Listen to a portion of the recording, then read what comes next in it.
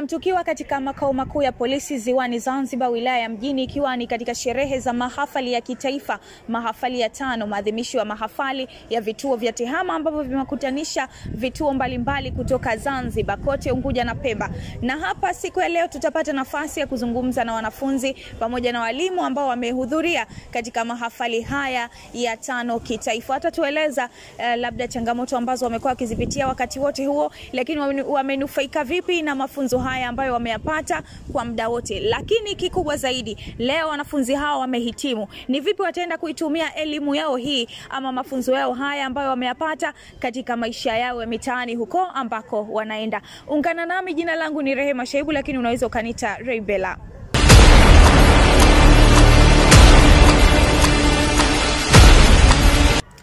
Nipo na miongoni mwa wanafunzi ambao tayari wameshapata mafunzo yao ya TEHAMA pale katika kituo cha Mahonda, lakini atatueleza kwa undani yeye ni nani, lakini mafunzo haya ambayo yeye leo ameyapata anaenda kufaidika vipi. Habari yako? Njema tu. Kwa jina lako utaweza kutueleza ni nani na pia kitu ambacho umetoka kinaitwa vipi labda kwa urefu wake?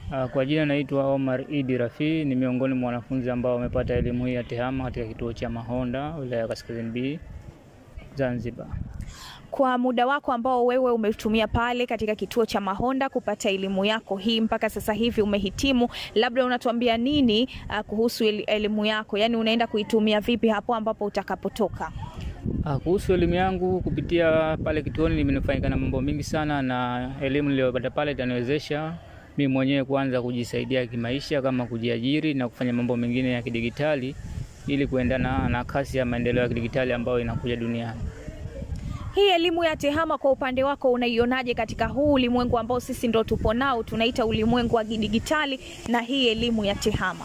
Elimu ya TEHAMA kwa upande wangu ina mchango mkubwa sana kwa jamii na dunia kwa ujumla, si tu kwa hii elimu jamii, hata katika ngazi nyingine tofauti. Kwa sababu kwanza elimu ya TEHAMA inatufanya kuwa up to date, manake kuendana na wakati uliopo sasa katika dunia, vile vile kujua na kutatua changamoto nyingi za kimtandao pamoja na kujilinda na zile masuala ya uhalifu wa mtandaoni na vitu vingine.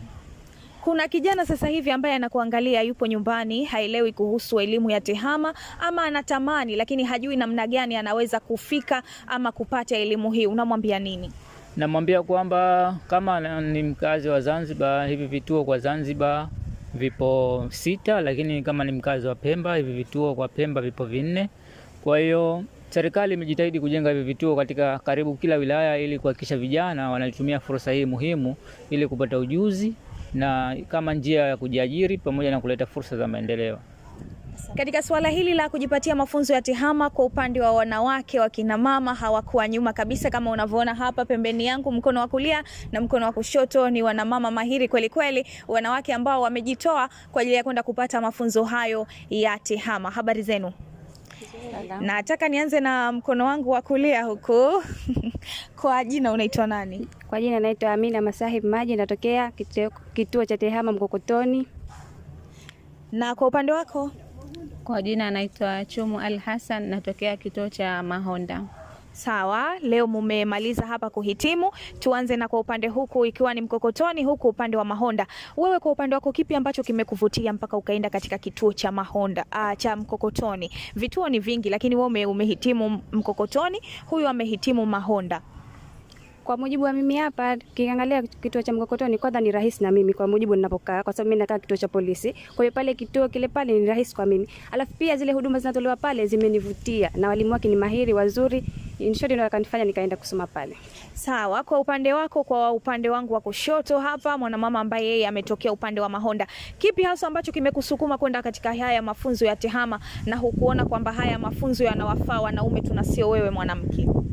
Ikiwa mimi kama mwanamke au kama mama, maana ni mama mimi. Mashallah. Pia ni mjasiriamali na nafanya biashara tofauti tofauti. Kwa hiyo kimoja hapa kilichonivutia ni kutokana na kuweza kutangaza biashara zangu, kwa sababu mambo mengi sasa hivi yanaenda kidigital. Nikiwa kama mama pia niweze kuongoza watoto wangu, kwa sababu maisha sasa yanaenda kidigital. Pia nimevutiwa na kituo pia kipo karibu na eneo nilokuepo nalo. Pia na mwalimu wetu mashallah yuko vizuri katika kutufundisha.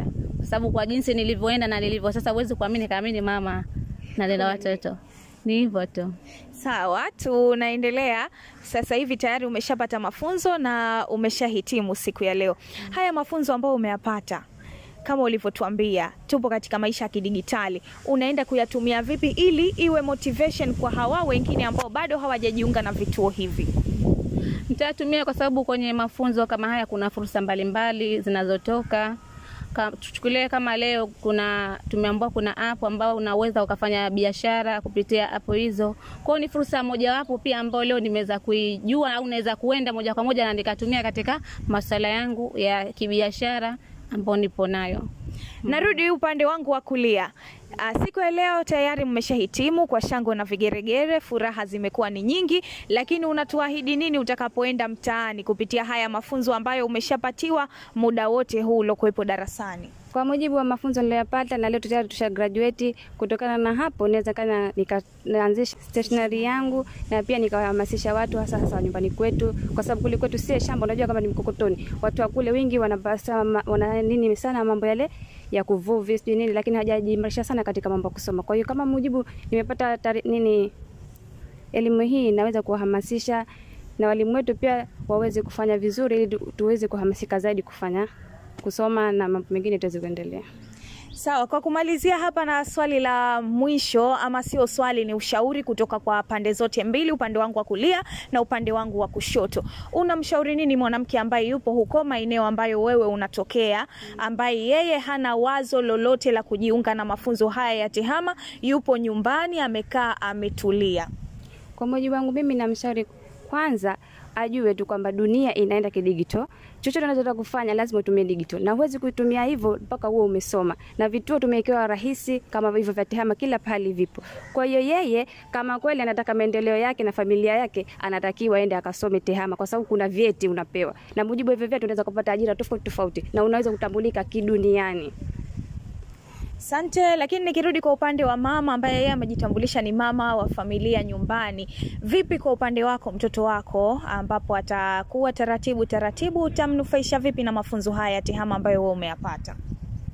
Kwa upande wangu kuweza kuwanufaisha watoto, kwanza mimi mwenyewe nitaanza kuwafundisha na kuwapa elimu wa hili swala, ili hata jinsi wanavyokuwa na wanavyoendelea kukua watakuwa wanaendelea tayari wanajua TEHAMA ni nini, na maisha sasa hivi ndio tunaenda kidigito. Kwa wao itakuwa ni urahisi kwa jambo lolote lile. So kama mimi nimeanza tayari, nishakuwa mama ndio nimeanza kwenda kusoma. Kwa hiyo ina maana wao wanaanzisha tokea awali mpaka atakapokuwa itakuwa tayari wao wameshakuwa na wameshaijua zaidi, na kila kukicha inazidi kukua digital. Kwa hiyo ataendelea kujikuza zaidi na kuyajua zaidi ya haya niliokuwa nayo mimi. Pia nawashauri kina mama wenzangu ambao wako majumbani, wengi sasa wako majumbani, usiangalie umri wala usiangalie kwa sababu niko nyumbani au labda mimi baba hataki, ni kuzungumza naye tu na kumshauri na akaelewa. Kama mimi namshukuru mume wangu ananisupport mpaka sasa, alhamdulillah. Asanteni sana, lakini hongereni sana kwa kupendeza, hongereni sana kwa kuhitimu. Asante sana.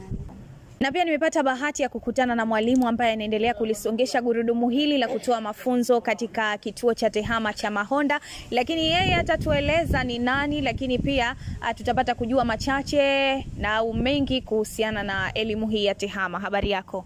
Nzuri, sijui za kwako? Za kwangu ni salama kabisa. Kwa faida ya mtazamaji wetu, jina lako? Kwa jina naitwa Rehema Ali Omar, ni mkufunzi lakini pia ni msaidizi wa kituo cha TEHAMA Mahonda.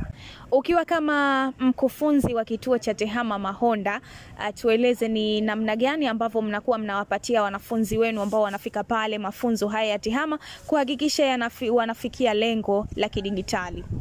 Baada ya kufika pale tunakuwa tunawapa mafunzo mbalimbali ambayo tunakuwa tunaendesha pale kituoni kwetu, na tunakuwa tunaendesha mifumo ya ile uraia wa kidigitali ambayo inawasaidia wao wenyewe kuhusiana na masuala ya mitandao, lakini pia Microsoft Office zote tunakuwa tunaendesha kwa ajili ya masuala wao wenyewe kujiwezesha, sambamba na masuala ya udukuzi ambayo ni cyber security, masuala ya internet, hata na Adobe pia tunakuwa tunawasaidia kwa ajili ya kuwawezesha wao kuweza kufikia malengo ambayo wanayahitaji. Tunajua kwamba kila kwenye mafanikio hakukosekani na changamoto. Kwa upande wako kama mkufunzi, ni changamoto gani ambazo zimekuwa zikiwakwaza zaidi katika kufanikisha swala hili linaendelea? Changamoto ni kweli zipo nyingi, lakini miongoni mwa changamoto ambazo tupo nazo zaidi ni muamko. Kiukweli bado vijana wengi hatupo katika muamko wa kiteknolojia, tukizingatia kwamba sasa serikali ya sasa ipo kwa mfumo wa teknolojia zaidi. Kwa hiyo bado hususan kwenye sehemu zetu za kaskazini tuna muamko mdogo sana wa wimbi la vijana ama rika kuja kujiunga na haya mafunzo. Na kitu ambacho naweza nikawatoa wasiwasi kwamba haya mafunzo yapo bure. Tumezoea kwamba tunasema kwamba tukienda kusomea kompyuta unakuwa unalipia ama kuna ada yoyote ambayo unakuwa unatoa. Hapana. Kwenye mafunzo ya kompyuta hususan kwenye vituo vyetu vya TEHAMA jamii yapo bure kabisa. Bimaana unapokwenda unasajiliwa then unaenda kuanza mafunzo yako kikamilifu na kuzawadiwa cheti ambacho kinajulikana SMZ na SMT popote pale. Sawa, kwa kumalizia swali ambalo tunataka kumuuliza mkufunzi, yeye ana wito gani kwa jamii, kwa wale vijana ambao bado wapo nyumbani, kwa wale wanamama ambao bado wapo makwao wamekaa wametulia? Mimi ni washauri tu vijana wenzangu ama wanafunzi ambao ndio kwanza wamemaliza form 6, form 4 waje wajiunge na haya mafunzo, kwa sababu kulingana na taaluma yetu ambao sasa tupo nayo kila kitu ni teknolojia. Bimaana tukienda kwenye mifumo ya ajira siku hizi mpaka uingie katika mifumo, ukienda kwenye masuala ya biashara mpaka uingie kwenye mifumo, na hata hospitalini ni lazima tuingie katika mifumo. Kwa hiyo endapo mwanafunzi atapata ujuzi akajua nini anafanya, ni rahisi zaidi kuweza kumwezesha yeye kuweza kupata ajira. Kwa hiyo wito wangu kwa vijana, tusikae tu tukasema kwamba kila kitu kitawezekana, tukiwezeshe wenyewe ili na serikali iweze kutuwezesha. Huyu ni mkufunzi wa kituo cha TEHAMA Mahonda. Mimi kwa upande wangu nimwambie tu hongera kwa kupendeza. Asante sana, hongera na wewe pia. Asante pia.